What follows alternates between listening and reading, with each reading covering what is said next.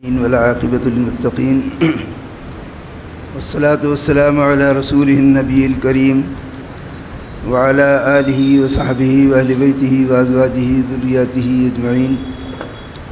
أما بعد، فأعوذ بالله من الشيطان الرجيم. بسم الله الرحمن الرحيم.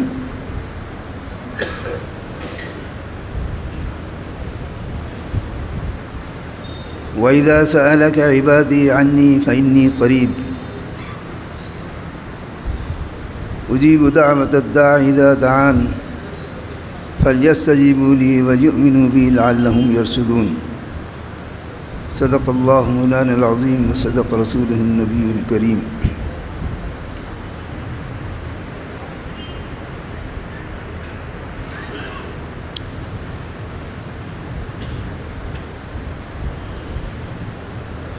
اور جب آپ سے میرے بندے پوچھیں گے میرے بارے میں،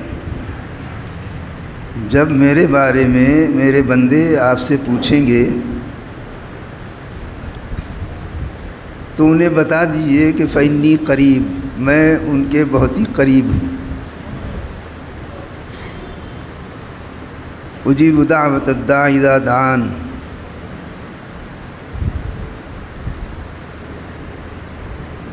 میں پکارنے والے کی پکار کا جواب دیتا ہوں. جب بندہ میرا مجھے پکارتا ہے تو میں اس کی پکار کو سنتا بھی ہوں، جواب بھی دیتا ہوں. فَلْيَسْتَجِيبُوا لِي وَلْيُؤْمِنُوا بِي، تو انہیں بھی چاہیے جب میں ان کے اتنا قریب ہوں اور ان کی پکار کو سنتا ہوں اور ان کی آواز کو سنتا ہوں، ان کی بات کا جواب دیتا ہوں، تو ان کا بھی تو فرض بنتا ہے کچھ. ان کا فرض بنتا ہے کہ وہ میرے احکامات کو قبول کریں. فَلْيَسْتَجِيبُوا لِي، انہیں چاہیے کہ وہ میرے احکامات کو قبول کریں، میرے حکموں کو سنیں، میری بات کو مانیں. وَلْيُؤْمِنُوا بِي، اور مجھ پر یقین رکھیں. وَلْيُؤْمِنُوا بِي، اور مجھ پر وہ ایمان لائیں، مجھ پر وہ یقین رکھیں. ایمان یقین کا نام ہے. مجھ پہ یقین رکھیں کہ میں ان کی تمام حاجتوں کو پورا کرنے والا میں ہوں، ان کی حاجتوں کو پورا کرنے والا میں ہوں، انہیں شفائیں دینے والا میں ہوں.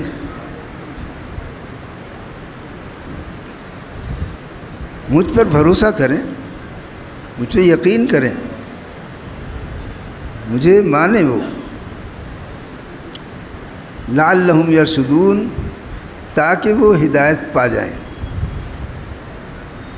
تاکہ ان کو ہدایت مل جائے. جب ہم ان کی پکار سن رہے ہیں تو انہیں چاہیے کہ وہ ہماری پکار کو بھی سنیں، اور جب وہ ہماری پکار کو سنیں گے تو یقیناً وہ کامیاب ہو جائیں گے.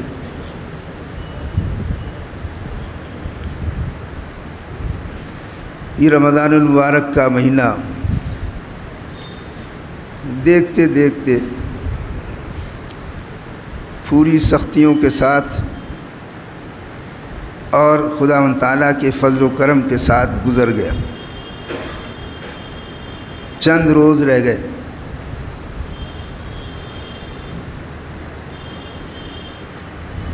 آج 27 ہو گئی، کل 28 ہے، پرسوں 29 ہے.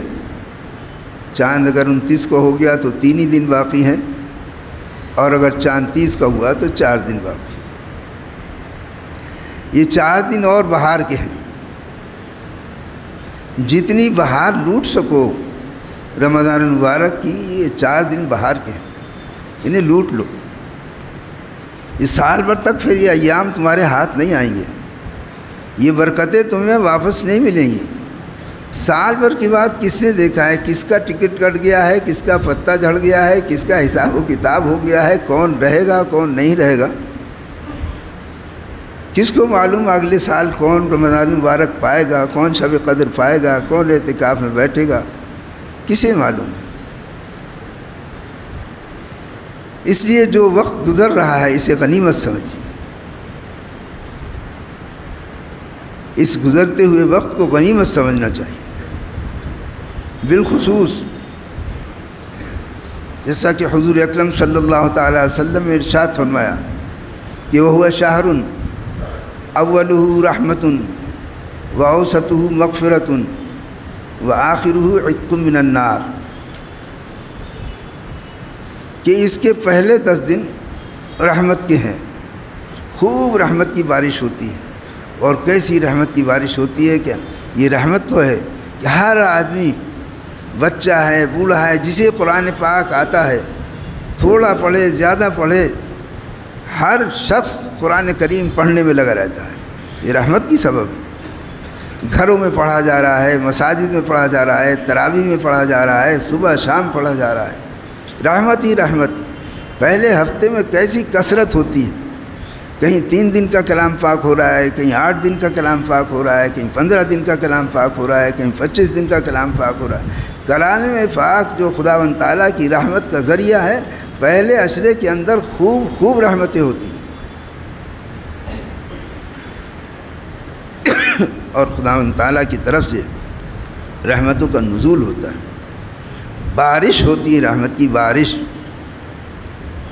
میں نے آپ کو پہلے بھی عرض کیا تھا شروع میں، پہلے جمعے میں، کہ 3 مرحلے ہیں۔ جب کوئی کپڑا میلا ہو جاتا ہے تو ہم اس کو 3 مرحلوں سے گزارتے ہیں۔ پہلے پانی میں ڈالتے ہیں، اس پہ صابن وغیرہ لگاتے ہیں، اسے رگڑتے ہیں، ملتے ہیں، مسلتے ہیں، اس کا میل دور کرتے ہیں، اور پھر تیسرا مرحلہ آتا ہے کہ اس کو پانی سے ڈال کے دھو کر ایسا صاف ستھرا کر دیتے ہیں، ٹرنک میں، باکس میں رکھتے ہیں، صاف ستھری جگہ رکھتے ہیں، اچھے صاف کپڑوں میں رکھتے ہیں۔ جنت سب سے صاف ستھری جگہ ہے، جنت صاف ستھری جگہ ہے، اس میں تو متقی پرہیزگار لوگ رکھے جائیں گے۔ تقوی اور پرہیزگاری اسی مہینے میں دی جاتی ہے۔ اللہ تعالیٰ نے فرمایا کہ تم روزے رکھ لو لعلکم تتقون، تاکہ تمہارے اندر تقوی آ جائے، تمہارے اندر پرہیزگاری آ جائے، تمہارے اندر صبر و تحمل آ جائے، تمہارے اندر برداشت آ جائے۔ تم کو حلال روزی سے ہم نے روکا ہے، تو باقی سارے سال تم حرام روزی سے رک جاؤ، یہ تمہاری تربیت کی جا رہی، تم حرام روزی سے رک جاؤ۔ تم کو روکا گیا ہے کہ دیکھو روزہ جو ہے زبان کا بھی ہوتا ہے، آنکھ کا بھی ہوتا ہے، دل کا بھی ہوتا ہے، ہاتھ پیروں کا بھی ہوتا ہے۔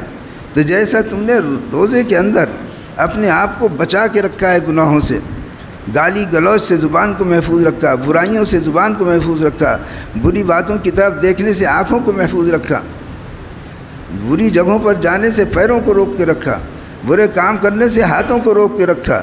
یہ تمہاری تربیت دی گئی ہے تاکہ تم سارے سال برائیوں سے بچتے رہو، برائیوں سے بچتے رہو، یہاں تک کہ پھر تمہارے لیے وہ ٹھکانہ آ جائے گا کہ جو سب سے زیادہ صاف ستھری جگہ جس کو جنت کہتے ہیں اس میں تم کو رکھ دیا جائے گا۔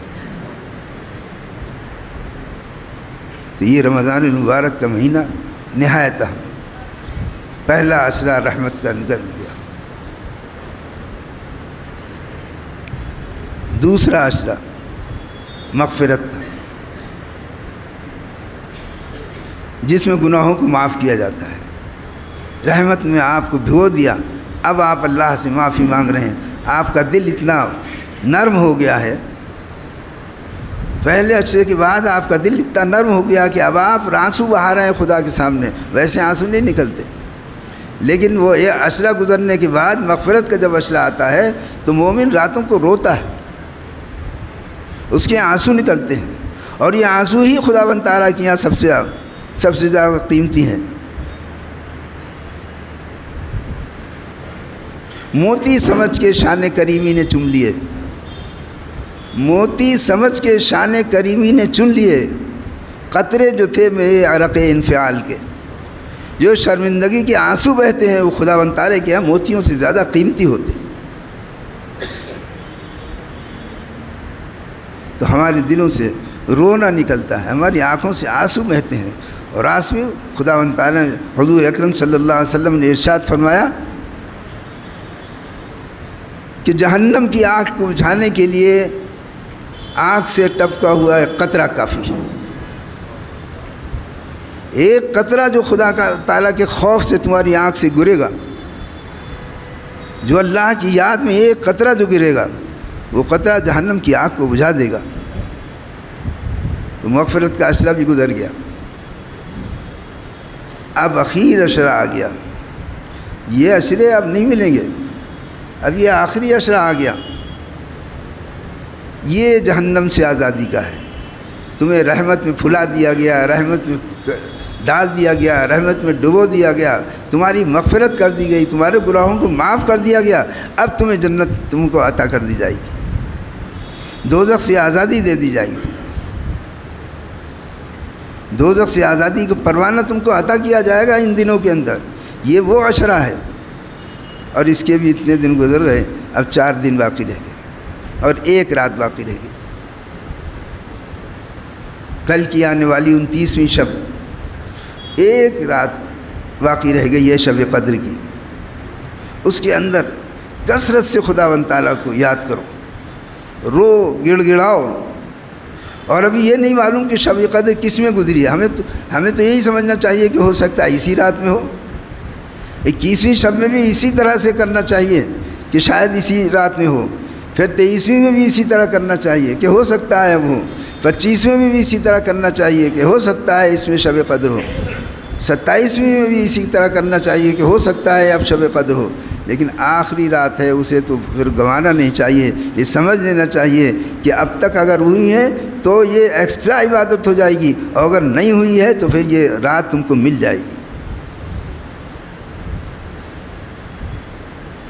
اور اس رات میں فرشتوں کی ڈیوٹی ہوتی ہے، آنے والی رات شب قدر کی فرشتوں کی ڈیوٹی ہوتی ہے، فرشتوں کو بھیجا جاتا ہے، جبریل علیہ السلام کو بھیجا جاتا ہے، وہ خانہ کعبہ پر اپنے جھنڈے کو نصب کرتے ہیں، اور تمام جو فوج فرشتوں کی آتی ہے ان سے کہتے ہیں کہ دنیا میں پھیل جاؤ، جہاں بھی مومن بندہ کھڑا ہے، بیٹھا ہے، اللہ کا ذکر کر رہا ہے، اس کے پاس بیٹھو، اس کی صحبت اختیار کرو، اس سے مصافحہ کرو۔ آپ سمجھیں گے کہ مصافحہ کیسے ہوتا ہے، بزرگوں نے فرمایا ہے، طریقہ بتایا ہے، ہمیں بتایا ہے کہ فرشتے مصافحہ کس طرح کرتے۔ آپ ذکر کرتے رہیے، تلاوت کلام پاک پڑھتے رہیے، نمازوں میں منہمک رہیے، اللہ سے روتے گڑگڑاتے رہیے۔ فرشتے جب آئیں گے تو اس کی ایک پہچان بتائی ہے بزرگوں نے کہ جب فرشتے مومن کے بدن سے اپنا بدن مس کرتے ہیں تو بدن کے رونگٹے کھڑے ہو جاتے ہیں، یہ پہچان ہے۔ تو اس لمحے کو تلاش کرو، اور وہ لمحہ ایسا ہے کہ زبان سے جو نکلے گا وہ خداوند تعالیٰ کے یہاں مقبول ہو جائے گا، جو عبادت کر رہے ہوگے وہ خداوند تعالیٰ کے یہاں مقبول ہوگی، جو سجدے کر رہے ہوگے اس لمحے میں وہ سجدے خدا کے یہاں قبول ہو جائیں گے۔ اور سجدے کا قبول ہونا، گیا شیطان مارا ایک سجدے کے نہ کرنے سے، اگر لاکھوں برس سجدے سر میں سر مارا تو کیا مارا؟ شیطان نے لاکھوں ہزاروں لاکھوں کروڑوں سجدے کیے، لیکن جب وقت قبولیت کا آیا اور اس سے کہا کہ سجدہ کر تو اس نے سجدہ نہیں کیا، ڈانڈے دگڑا کر دیا گیا، بھگا دیا گیا۔ تو جس طرح ایک سجدہ انسان کی تباہی و بربادی کا بن جاتا ہے، اسی طرح ایک سجدہ انسان کی قبولیت کا بھی ہوتا ہے۔ امام غزالی رحمۃ اللہ علیہ نے فرمایا ہے کہ زندگی میں ایک سجدہ انسان کی نجات کے لیے کافی ہے، ایک سجدہ، لیکن اس سجدے کو تلاش کرنے کے لیے ساری زندگی سجدے کرنا پڑیں گے۔ وہ ایک سجدہ ایسے نہیں ہے کہ آپ کا جب جی چاہے کر لیں، ایسا نہیں ہے۔ ایک سجدہ نجات کے لیے کافی ہے، لیکن اس ایک نجات والے سجدے کو تلاش کرنے کے لیے ہمیں حکم دیا گیا کہ ہم ساری زندگی سجدہ کرتے رہیں، تاکہ زندگی میں کبھی نہ کبھی ہمیں وہ سجدہ حاصل ہو جائے اور خداوند تعالیٰ ہمیں نجات عطا فرمائے۔ یہ دن ایام انتہائی قیمتی ایام ہیں، دوزخ سے آزادی کے ایام، دوزخ سے نجات ملنے کے ہیں۔ مومن کو دوزخ سے نجات دی جاتی ہے، اور کیا چاہیے؟ دوزخ کوئی خیالی چیز نہیں ہے، کوئی شاعرانہ خیال نہیں ہے کہ ہاں کوئی بات نہیں چلے جائیں گے دوزخ میں معاذ اللہ، کوئی ایسی خیالی چیز نہیں ہے۔ اللہ تعالیٰ نے فرمایا وساعت مصیرا، بہت ہی برا ٹھکانہ ہے وہ۔ رب تعالیٰ جس کو فرما رہا ہے کہ بہت ہی برا ٹھکانہ ہے، وہ کتنا برا ٹھکانہ ہوگا۔ جہاں انسان کو پیاس لگے گی تو کھولتا ہوا تانبے کا پانی پگھلا ہوا وہ اس کے چہرے پہ ڈال دیا جائے گا، وہ جہنم اس کا نام ہے۔ یہاں دنیا کی آگ میں ڈالا جاتا ہے، انسان ذرا دیر میں چڑمڑ ہو کے ختم ہو جاتا ہے، لیکن وہاں ایسا نہیں ہوگا۔ وہاں انتظام کیا گیا ہے، کلما نضجت جلودہم بدلناہم جلودا غیرہا لیذوقوا العذاب۔ آج سائنس بھی تو ہے اور آپ بھی محسوس کرتے ہیں کہ احساس جو ہے وہ ہماری اس کھال میں ہوتا ہے، کھال کے اندر پھر کوئی احساس نہیں ہے۔ آپ انجیکشن لگواتے ہیں نا، انجیکشن لگواتے ہیں، گلوکوز چڑھواتے ہیں، تو جس وقت سوئی اس کے کھال کے اندر جاتی ہے اس وقت آپ کو محسوس ہوتا ہے تکلیف، جیسے چیونٹی نے کاٹ لیا، اور جب اس کھال سے اندر سے چلی جاتی ہے تو اتنی لمبی سوئی اندر چلی جاتی ہے گلوکوز کی، پتہ بھی نہیں چلتا وہ کدھر ہے کدھر نہیں ہے۔ تو احساس جو ہے اس کھال میں ہے۔ اللہ تعالیٰ نے یہ انتظام فرمایا ہے، کیا کہنے، سائنس آج بتا رہی ہے۔ 1400 برس پہلے رب تعالیٰ نے فرما دیا تھا کہ دیکھو اس کھال کا احساس دوزخ کے اندر، کلما نضجت جلودہم بدلناہم جلودا غیرہا لیذوقوا العذاب، جب بھی یہ تمہاری کھال جھلسے گی ہم فوراً دوسری کھال چڑھا دیں گے تاکہ تم عذاب چکھتے رہو، ختم نہیں ہوگا۔ ثم لا يموت فيها ولا يحيا، وہ تو وہاں نہ موت ہے نہ زندگی ہے۔ کاہے کی زندگی؟ مرے گا نہیں، لیکن وہ کس کام کی زندگی ہے؟ اور مرے گا تو ہے ہی نہیں، موت تو آئے گی نہیں، نہ موت آئے گی۔ اللہ تعالیٰ خود فرماتا ہے ثم لا يموت فيها ولا يحيا، نہ موت ہے نہ زندگی ہے۔ کیا ہے وہاں؟ ایسی جہنم شعلوں والی، لپک والی، کیسی جہنم ہے؟ ہمارے یہاں ہم آگ جلاتے ہیں، آگ جلانے کے بعد جب آگ پھونکتے ہیں یا کوئی پھوس جلتا ہے تو اس آگ میں چنگاریاں نکلتی ہیں جو اوپر جا کے اڑ کے غائب ہو جاتی ہیں، اس کو چنگاری کہتے ہیں، اس کو چنگاری کہتے ہیں۔ جو ہم آگ پھونکتے ہیں کچھ ہوتا ہے تو اس میں آگ میں سے چنگاری، لپٹیں تو اپنی جگہ پر ہیں، انگارے اپنی جگہ پر ہیں، یہ تو چنگاری کی بات ہو رہی ہے۔ انگاروں کا کیا حال ہوگا اس سے اندازہ لگائیے گا، چنگاری کی بات ہو رہی ہے۔ وہ چنگاری کیسی ہوگی؟ انہا ترمی بشرر کالقصر، اہل دوزخ کے اوپر وہ چنگاریاں جس وقت اوپر جا کے گریں گی ایسے ہوں گی جیسے تمہارے بڑے بڑے محل ہوتے۔ چنگاریوں کا یہ عالم ہوگا، انگاروں کا کیا عالم ہوگا، شعلوں کا کیا عالم ہوگا، لپٹوں کا کیا عالم ہوگا۔ انہا لظا، وہ شعلوں والی جہنم ہے۔ تو یہ کوئی خیالی چیز نہیں ہے، یہ کوئی ایسی چیز نہیں ہے کہ آپ اس کو نظر انداز کر دیں، اس سے ڈریے۔ واتقوا النار التی اعدت للکافرین، یہ حقیقت میں جس طرح جنت اللہ تعالیٰ نے متقیوں کے لیے بنائی ہے اسی طرح جہنم کافروں کے لیے بنائی ہے۔ اعدت للکافرین، یہ تو ہم نے کافروں کے لیے تیار کری ہے۔ اب مسلمان کو کیا ہو گیا ہے کہ جس جہنم کو کافروں کے لیے تیار کیا گیا ہے اس جہنم میں ایسے کام کر رہے ہیں کہ ان کو اس میں ڈالا جائے گا۔ استغفر اللہ العظیم، استغفر اللہ العظیم، استغفر اللہ العظیم۔ پناہ مانگنا چاہیے، پناہ مانگنا چاہیے اس جہنم سے، اس جہنم سے آزادی کا پروانہ۔ یہ مہینے کا یہ آخری عشرہ ہے، اس جہنم سے آزادی کا پروانہ مومنین کو دیا جاتا ہے۔ جاؤ ہم نے تمہیں معاف کیا، جاؤ ہم نے تمہیں معاف کیا، جاؤ ہم نے تمہیں معاف کیا۔ حدیث شریف میں آتا ہے کہ جب رمضان شروع ہوتے ہیں رمضان جب شروع ہوتے ہیں تو پہلے دن جہنم سے لوگوں کو آزاد کیا جاتا ہے. اس کے بعد جب جمعہ آتا ہے تو پورے ہفتے جتنے لوگوں کو آزاد کیا جاتا ہے اتنی تعداد کے برابر صرف جمعے کے اندر اللہ تعالیٰ جہنم سے آزادی عطا فرماتا ہے. اور اس کے بعد پھر ہر روز ایک تعداد خداوند تعالیٰ کے علم میں ہے انہیں معاف کرتا رہتا ہے، معاف کرتا رہتا ہے، معاف کرتا رہتا ہے. جب دوسرا جمعہ آتا ہے تو دوسرے جمعے میں اب تک جتنے جمعے کا اور جتنے دنوں کا کوٹا ہوتا ہے، جتنے دنوں کو معاف کیا جاتا ہے، ان سب کی تعداد کے برابر دوسرے جمعے میں معاف کر دیا جاتا ہے. پھر تیسرا جمعہ آتا ہے تو بھی اسی کی طرح کیا جاتا ہے. اب یہ چوتھا جمعہ ہے، یہ آخری جمعہ ہے. اپنی معافی کرا لو، اپنے آپ کو جہنم سے بچا لو، اپنے جہنم کا پروانہ، جہنم سے آزادی کا پروانہ لے لو خداوند تعالیٰ کی طرف سے. آسمان دنیا پر خداوند تعالیٰ آتا ہے، ہر روز آتا ہے، اور شب قدر میں تو مغرب کے وقت سے آتا ہے.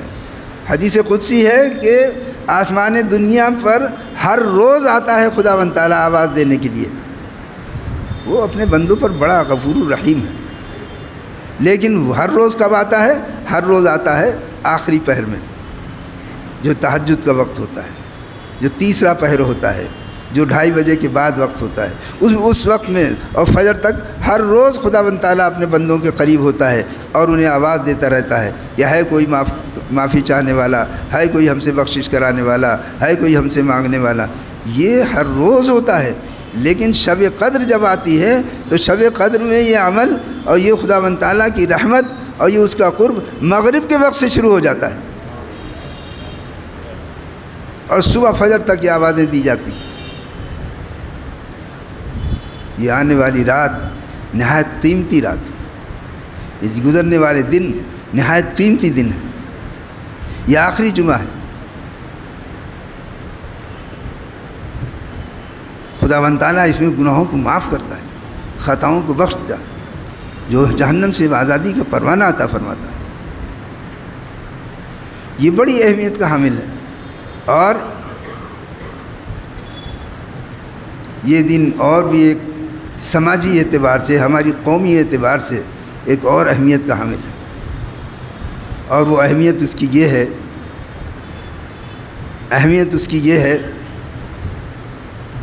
کہ 1917 میں جب پوری دنیا میں سازش کے تحت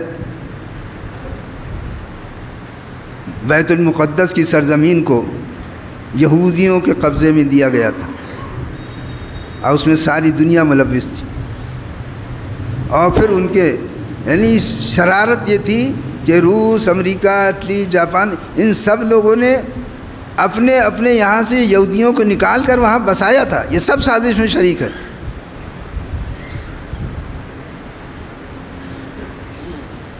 انیس 1966 میں ہم چھوٹے تھے، خوب یاد ہے اچھی طرح، لیکن ہمارا حزب مکمل ہو چکا تھا 64 میں. 66 میں اتنا شعور تھا. ایک حصے میں آگ لگاتی دی گئی تھی 1966 میں بیت المقدس کے. اور جب سے مستقل گھیرا بندی ہو رہی ہے، مستقل اس کو بڑا. یہ سرزمین انبیاء کی سرزمین ہے. یہ انبیاء کی سرزمین ہے. یہ وہ سرزمین ہے جہاں سے نبی کریم صلی اللہ علیہ وسلم کو خداوند تعالیٰ نے معراج پہ بلایا تھا. آج ان ناپاک ہاتھوں میں، ناپاک منصوبوں میں گھری ہوئی ہے. تو آج ہمارے لیے ایک یہ بھی اہمیت ہے کہ ہم اس کے لیے خاص طور پہ دعا کریں. یہ یوم قدس ہے. ساری دنیا میں رمضان المبارک کا آخری جمعہ یوم قدس کے طور پر منایا جاتا ہے. یعنی ساری دنیا میں اجتماعی دعا ہوتی ہے. سب لوگ دعا کریں کہ اللہ تعالیٰ فلسطین کو بازیاب کرے، خدا فلسطین کو آزاد کرے، اور ان شیطانی پنجوں سے خداوند تعالیٰ اسے نجات عطا فرمائے. اور اس کے ساتھ ہی ساتھ ظاہر ہے کہ آج ساری دنیا کے اندر جو مسلمانوں کی حالت ہو رہی ہے، اور جس طرح ہر طرف مسلمانوں پر ظلم و ستم ہو رہا ہے، چاہے نہ چاہے کہیں مسجدوں پہ قبضہ ہو رہا ہے، کہیں مسجدوں کو گرایا جا رہا ہے، کہیں مسجدوں میں آگ لگائی جا رہی ہے، کہیں بستیوں میں آگ لگائی جا رہی ہے، ایک افراتفری کا عالم ساری دنیا میں ہے، صرف ہندوستان میں نہیں ہے، ساری دنیا میں عالم ہو رہا ہے۔ تو خاص طور پر فلسطین کے لیے اور خاص طور پر تمام دنیا کے لیے اور بالخصوص ہمیں اپنے ہندوستان کے لیے دعا کرنا چاہیے کہ اللہ تعالیٰ یہاں کے باشندوں کو بالخصوص مسلمانوں کو اپنے رحم و کرم سے نوازے اور اپنے فضل سے نوازے۔ محترم حضرات، یہ وقت جو ہے گنوانے کا نہیں ہے۔ آخری بار پھر آپ کو تنبیہ کر رہا ہوں کہ یہ وقت گنوانے کا نہیں ہے۔ یہ 4 دن ایسے بنا دیجئے خداوند تعالیٰ کی یاد میں، ایسے گزار دیجئے کہ آپ کو دنیا کچھ یاد نہیں رہے، آپ کو ہوش نہ رہے۔ اس طرح سے اب خداوند تعالیٰ کی بارگاہ میں جاؤ، 4 دن تو رہ گئے ہیں، لوٹ لو پوٹ لو، خداوند تعالیٰ کے سامنے گڑ گڑا لو، آنسو بہا لو، تاکہ دوزخ سے آزادی عطا ہو جائے اور خداوند تعالیٰ کی رحمت ہمیں حاصل ہو جائے۔ خداوند کریم ہمیں عمل کرنے کی توفیق عطا فرمائے۔